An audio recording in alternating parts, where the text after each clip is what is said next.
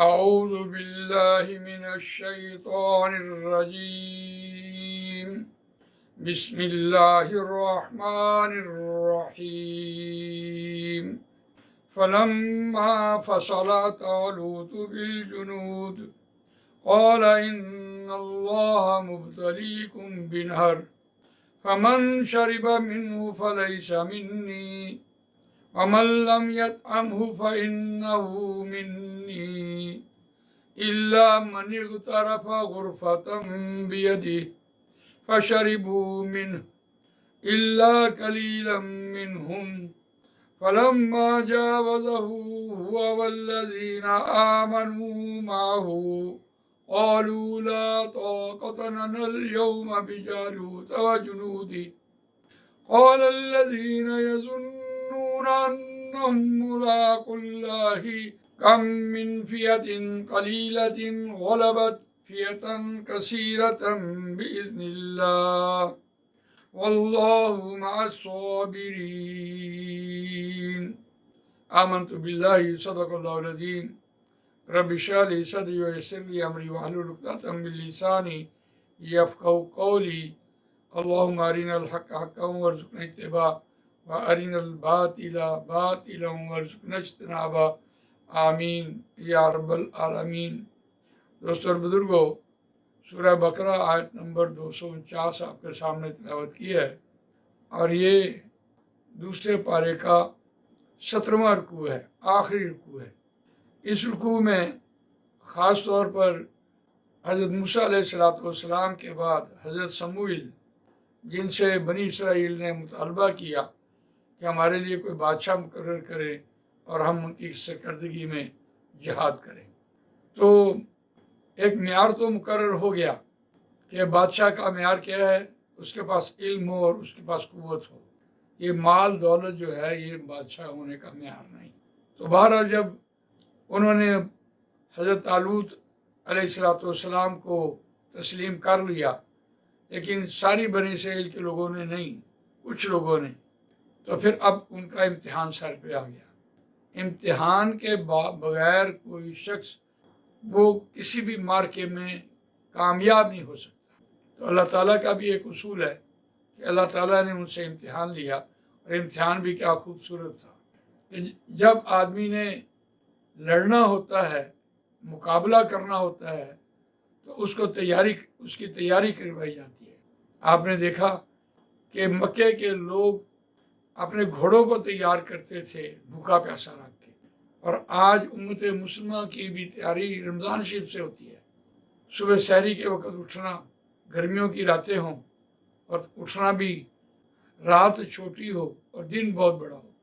تو پھر روزہ رکھنا پھر کیسا ہے، اوپر گرمی کا موسم ہو، تو یہ پورے سال کی تربیت ہو رہی ہوتی ہے۔ بالکل اسی طرح ان کا بھی امتحان لیا گیا، ایک گرمی کا موسم اور سفر، اور آگے ایک نہر آ گئی۔ اس نہر میں انہوں نے، ظاہر بات ہے پانی تو پینا تھا، لیکن ایک پابندی لگ گئی کہ اب ایک چلو بھر آپ نے پانی پینا ہے یا منہ پہ چھٹے مار لینے۔ حقیقت یہی ہے کہ جب بھی کوئی آدمی میدان میں اترتا ہے تو پھر اس کے ساتھ یہی سلوک کیا جاتا ہے، اسے بھوکا پیاسا رکھا جاتا ہے تاکہ اس کا حوصلہ جو ہے، اس کا اسٹیمنا وہ برقرار رہے۔ تو آیت کا روان ترجمہ سنتے ہیں۔ فلما فصل طالوت بالجنود، پس جب نکلے حضرت طالوت علیہ السلام ساتھ اپنے لشکروں کے، قال ان اللہ مبتلیکم بنہر، حضرت طالوت نے کہا کہ بے شک اللہ آزمانے والا ہے تم کو ساتھ ایک نہر کے، فمن شرب منہ فلیس منی، پس جس کسی نے پیا، پیٹ بھر کر پانی پی لیا، فلیس منی، پس وہ میرے ساتھ نہیں ہوگا، مجھ میں سے نہیں ہے۔ ومن لم یطعمہ، اور جس کسی نے اسے چکھا، فإنہ منی، پس بے شک وہ مجھ میں سے ہے، الا من اغترف غرفۃ بیدہ، سوائے اس کے کہ اس نے ایک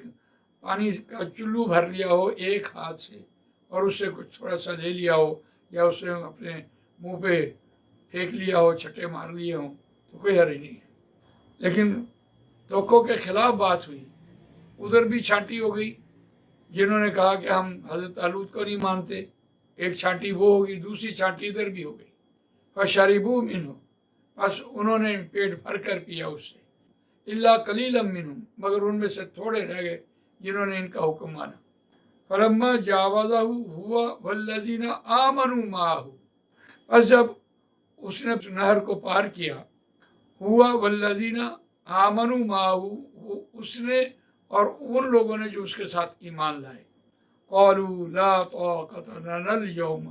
بجالوت وجنودہ، اب جالوت کا لشکر دیکھا تو بے ساختہ پکار اٹھے، اتنا بڑا لشکر، اور انہوں نے زرہ پہنی ہوئی، اور جالوت نے تو خود اپنا ایسا حلیہ بنایا کہ ایسی زرہ پہنی تھی کہ اس کا صرف ایک آنکھ کی پتلی جو ہے اس سے وہ دیکھ سکتا تھا، باقی سارے کا سارا اس کو کوئی ضرب نہیں لگا سکتا تھا، زرہ پہنی ہوئی تھی، اور لشکر بھی اور ساری اپنے اسلحہ سے لیس۔ اب سامنے جب آیا تو ان لوگوں نے دیکھا کہ یہ تو کام خراب ہو گیا، ہم تو بہت تھوڑے ہیں۔ یہ بالکل اسی طرح ہی ہوا جیسے 313 اور ادھر 1000، جیسے ادھر 3000 ادھر 1000، اور پھر ان میں سے بھی 700 رہے۔ غزوہ احد کی بات کر رہا ہوں، اور ادھر سے غزوہ خندق دیکھیں 10,000 کا لشکر آیا، اور ادھر 3000، اور وہ بھی بھوکے پیاسے، بے سر و سامان۔ تو یہ امتحانات اسی طرح ہوتے ہیں، جیسے آج پاکستان دیکھیں، پوری دنیا ایک طرف ہے، پاکستان ایک طرف ہے، بے سر و سامان، اور ان کے پاس، ہمارے پاس کیا ہے؟ جتنا امریکہ یا اسرائیل یا رشیا یا بھارت، ان ممالک کو دیکھیں تو ان کے مقابلے میں پاکستان کی کیا قوت ہے۔ لیکن جب انہوں نے حضرت طالوت کے لشکر نے، بنی اسرائیل نے جالوت کو دیکھا اور اس کے لشکروں کو دیکھا تو بے ساختہ پکار اٹھے، قالوا لا طاقت، آج کے دن کوئی طاقت نہیں۔ یہ لا طاقت جو ہے لا نفی جنس ہے، کسی قسم کی کوئی طاقت نہیں۔ لنا اليوم بجالوت وجنودہ، واسطے ہمارے آج کے دن جالوت اور اس کے لشکروں کے ساتھ مقابلہ کرنا۔ قال الذین یظنون، کہا ان لوگوں نے جو اللہ پر یقین رکھتے تھے، اللہ سے ملاقات کا یقین رکھتے تھے۔ یہ یظنون جو ہے وہ یقین کے درجے میں آتا ہے، ویسے تو یہ گمان ہوتا ہے، پہلے ایک خیال ہوتا ہے، اور جب وہ ایکسپیریمنٹ میں گزرتا ہے تو پھر وہ یقین ہو جاتا ہے، یقین کامل ہو جاتا ہے۔ ہم نے پہلے بھی یہ لفظ پڑھا ہے، الذین یظنون انہم ملاقو ربہم وانہم الیہ راجعون، پہلے پارے میں ہم یہ پڑھ کے آئے ہیں۔ تو بالکل اسی طرح قال الذین یظنون انہم ملاقو اللہ کم من فیۃ قلیلۃ غلبت فیۃ کثیرۃ باذن اللہ، کتنی بار تاریخ میں ایسا ہوا ہے کہ چھوٹی جماعت ہمیشہ غالب آئی ہے بڑی جماعت پر، باذن اللہ، ساتھ اللہ کے حکم کے۔ واللہ مع الصابرین، اور اللہ ڈٹے رہنے والوں کے ساتھ، کھڑے رہنے والوں کے ساتھ، برداشت کرنے والوں کے ساتھ، صبر کرنے والوں کے ساتھ ہے۔ یہ صبر کا تعلق ایمان بالآخرت ہے، جتنا اللہ پر ایمان ہوگا، بعث بعد الموت، مرنے کے بعد اٹھنے کا یقین ہوگا۔ ظاہر بات ہے مسلمان جو ہے وہ تو مرنے کے لیے ہر وقت تیار ہوتا ہے، اسے پتہ ہے کہ اگلے جہان جنت ہے، شہید ہوں اور جنت مجھے ملے گی، اور اگر میں واپس آ گیا تو غازی، دوہرا فائدہ ہے۔ تو اس کے ساتھ اس لیے یہ بات کہی کہ جو لوگ ڈٹے رہنے والے ہیں، کھڑے رہنے والے ہیں، نو کمپرومائز، اللہ تعالیٰ ان کے ساتھ ہے، اور ان کا حمایتی ہے، اور ان کی مدد بھی وہ کرتا ہے۔ تو اس اعتبار سے یہ دیکھیے جو آیت ہم نے پڑھی ہے، اللہ تعالیٰ مجھے آپ کو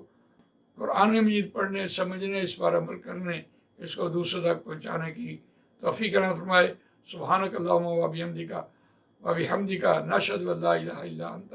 نستغفرک ونتوب الیک۔